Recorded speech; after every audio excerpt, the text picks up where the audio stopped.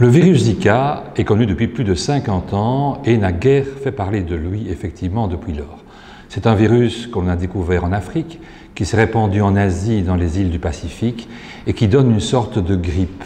une maladie très proche d'autres maladies connues pour le voyageur comme la dengue ou le chikungunya. On a de la fièvre, on a mal partout, on a une éruption sur le corps et au bout de quelques jours à une semaine, tout va mieux dans la majorité des cas.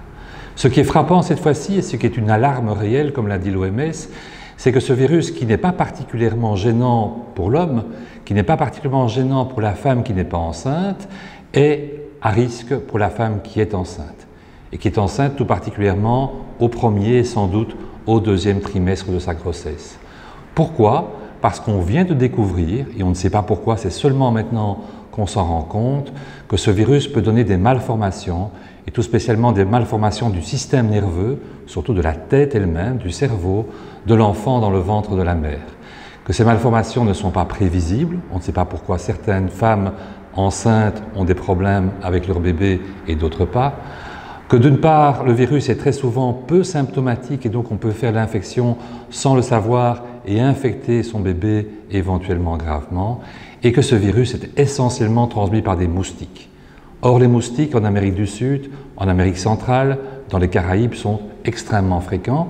et il est très difficile de s'assurer à du 100% qu'on ne sera pas piqué par les moustiques. C'est la raison pour laquelle, dans l'expectative que l'on a pour l'instant, mais dans la grande crainte que ce virus puisse donner ces malformations, que l'on conseille aux femmes enceintes de ne pas voyager dans les Caraïbes, l'Amérique centrale, l'Amérique du Sud, même si c'est très globalement dit et que certains pays n'ont pas de problème, que l'on conseille, si on est parti dans les zones en question, et même si on n'a pas été malade, d'éviter d'être enceinte pendant à peu près 1 mois après le retour, par précaution extrême, on est bien d'accord, et que si on est vraiment obligé d'y aller pour des raisons familiales ou autres, de se protéger au maximum des piqûres de moustiques. Ce sont des moustiques qui piquent durant la journée, et donc il faut se protéger par des anti-moustiques sur la peau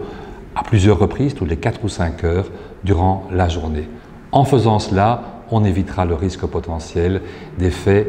toxiques sur le cerveau du fœtus que la maman pourrait porter.